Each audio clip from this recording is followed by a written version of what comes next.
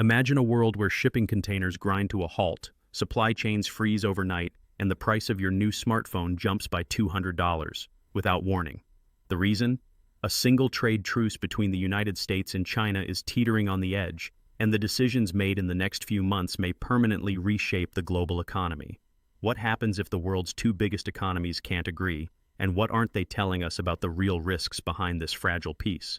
This isn't just headlines or politicians posturing, it's the silent anxiety humming through warehouse floors from Shenzhen to Chicago, the uncertainty jittering in boardrooms and startup hubs alike. All the optimism of a temporary tariff rollback is already being overshadowed by a hard truth. The US-China trade relationship is more volatile and more consequential than ever. If you think this is just about governments, think again. Every consumer, business, and investor is already caught in the crossfire. To understand how we reached this precarious moment, we need to rewind. The US-China trade partnership, for all its volatility, began with hope. In the late 20th century, as China opened its markets and the US tilted toward global integration, the volume of trade between the two giants exploded. By the 1990s and 2000s, American companies thrived on China's cheap manufacturing base, while Chinese factories flourished from unprecedented access to US consumers. For a while, this system seemed unshakable. U.S. consumers enjoyed low prices, U.S. retailers stocked their shelves with goods from half a world away, and both countries' economies soared. In fact, between 2001, when China joined the World Trade Organization, and 2017, the U.S. trade deficit with China ballooned from $83 billion to over $375 billion. It seemed like a win-win until it wasn't. Beneath the surface, tensions were simmering. American policymakers and companies started raising the alarm: intellectual property theft, forced technology transfers, and a colossal trade imbalance that politicians warned was draining American jobs. Meanwhile, China saw itself as following the rules of the global system, arguing that it was modernizing, opening up, and playing fair, or at least as fair as any rising superpower could. The real rupture erupted in 2018. The Trump administration, frustrated with what it called unfair Chinese practices, imposed sweeping tariffs on hundreds of billions in Chinese goods. Beijing fired back in kind. What started as a trade spat quickly escalated into a tit-for-tat trade war, disrupting supply chains, rattling stock markets, and raising the price of everything from soybeans to smartphones. Billions of dollars in tariffs were slapped onto products overnight. U.S. businesses, especially smaller importers and exporters, found themselves scrambling. Elizabeth Renter, an analyst at NerdWallet, summed it up with rare candor. The impact of this trade war is going to be significant, and I think it's going to hit smaller businesses potentially the worst. For some, like Francine Farkas Sears, a U.S. business owner who spent decades forging relationships with Chinese suppliers, the uncertainty proved almost unbearable.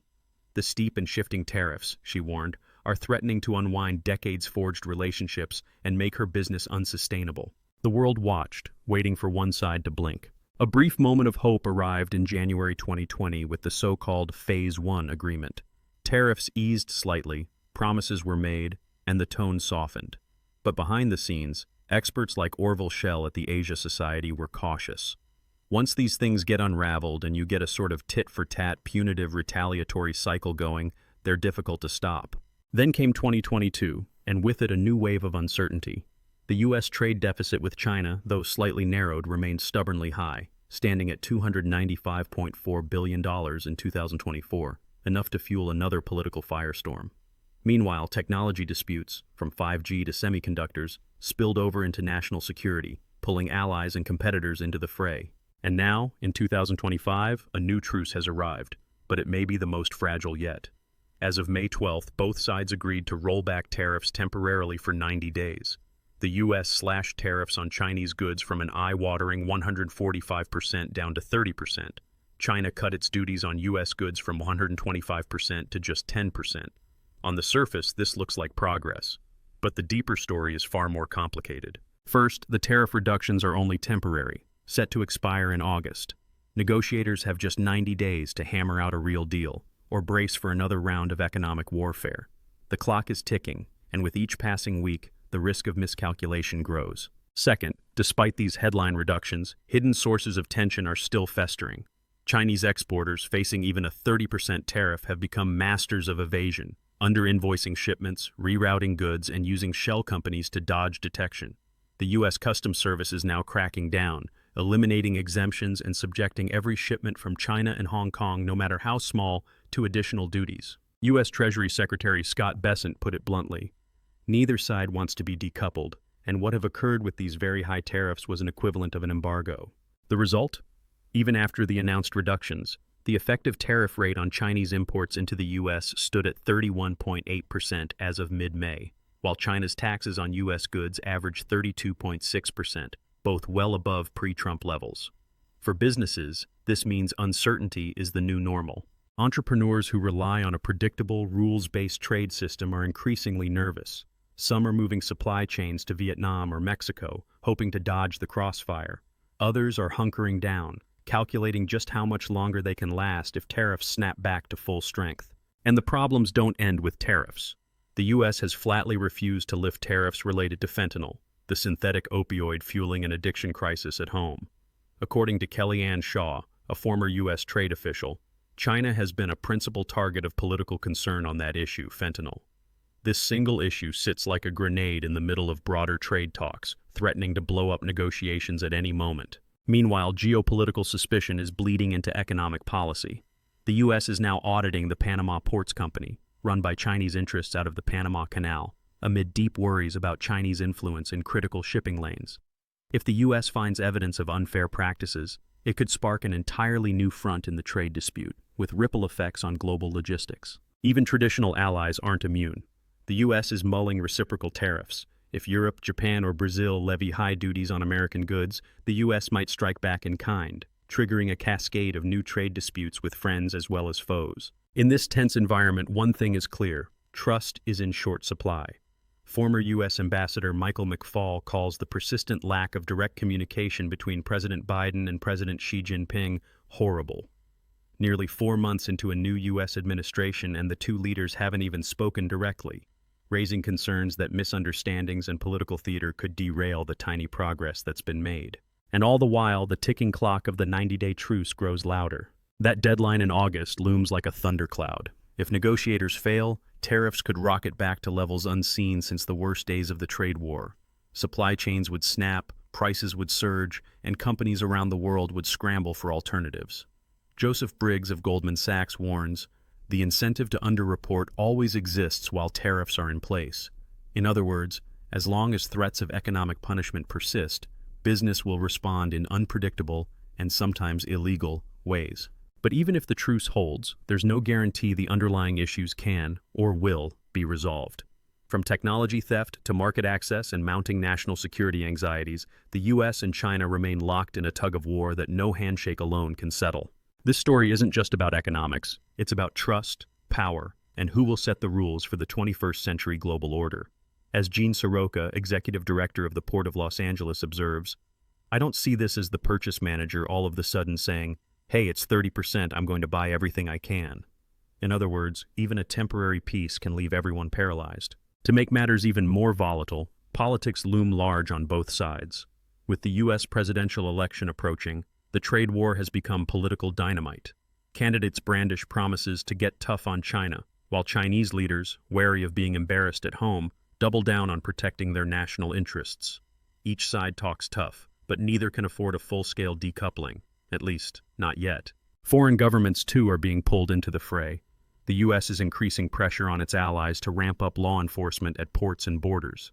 Goods sneaking through third countries, sometimes as innocuous as shoe parts, sometimes as sensitive as microchips, risk triggering further bans and retaliatory measures. For ordinary businesses, this means living in constant suspense. As Mark Chandler of Bannockburn Global Forex notes, "I sort of think the U.S. blinked. The U.S. seemed to back down without getting much in exchange. Was this a shrewd move for temporary calm, or a sign that the U.S. is running out of leverage?" And for consumers, all this uncertainty comes home in higher prices, shortages, and, the worst-case scenario, economic shocks that send ripples through every household budget. Right now, 3 futures seem possible. In one, renewed hostilities in August trigger a new round of escalating tariffs, harming both economies and forcing companies to rip up their supply chains once again. In another, a comprehensive agreement emerges, resolving key disputes and cooling tempers, but that outcome is looking less and less likely. In a third scenario, the truce simply morphs into partial decoupling. The US and China trade less with each other in strategic sectors like technology, but continue pragmatic business elsewhere. But which path will become reality? What levers do both sides still have, and what are the hidden risks if talks collapse? The world is watching, and no one knows what will happen in August. Behind the scenes, negotiators are racing the clock. The questions remain. Will the US and China find durable solutions, or simply kick the can down the road? Could unexpected events, from fentanyl to shipping audits to election politics, blow up even the most careful preparations? As the clock ticks down, everyone from Wall Street titans to small business owners and ordinary families are bracing for the outcome. The most critical period in US-China economic relations in decades has arrived, and the next move could change the rules of global trade for years to come. But as the 90-day truce teeters, a final question lingers. Are the world's two largest economies on the brink of a sustainable peace, or the next great economic collision? As we approach the crucial expiration of the 90-day trade truce between the US and China, the world holds its breath. The question on everyone's mind, what happens next? Will this fragile peace shatter, unleashing another wave of tariffs and retaliation? Or is there a path forward, one that might finally break the cycle of escalation and mistrust that has defined this economic rivalry for years? Let's look into the possible futures that could unfold in the weeks and months ahead. One scenario, perhaps the most alarming, is a renewed escalation. If the truce expires without substantial progress, both sides could revert to the tit-for-tat tactics that rattled global markets in previous years. We might see tariffs snap back to their previous punishing levels, or even higher, as both governments try to save face domestically. That would mean immediate pain not just for exporters and importers, but for ordinary consumers around the globe who would face higher prices on everything from electronics to clothing to food. It's easy to underestimate just how connected our daily lives are to the decisions made in Washington and Beijing. But history shows us that tariff wars don't stick to the headlines. They hit wallets, jobs, and even relationships built over decades of cross-Pacific commerce. As Francine Farkas Sears, who's run a business trading with China for years, warns, the steep and shifting tariffs are threatening to unwind decades-forged relationships and make her business unsustainable. Escalation could also accelerate a transformation that's been building beneath the surface, the restructuring of global supply chains. In response to the uncertainty, many companies have already begun to diversify, shifting production to places like Vietnam, Mexico, or even bringing some operations back to the US. But this isn't a painless process. Disruptions and inefficiencies abound, often passed on to the consumer. Another possibility, more optimistic but perhaps more difficult to achieve, is that the truce acts as a springboard for a comprehensive agreement. This would tackle not just tariffs, but the root causes of conflict: intellectual property theft, forced technology transfers, unequal market access, and regulatory opacity. Such an agreement would require a level of trust and political will that, frankly, has often seemed out of reach. But with both economies facing mounting costs, there is at least an incentive to try.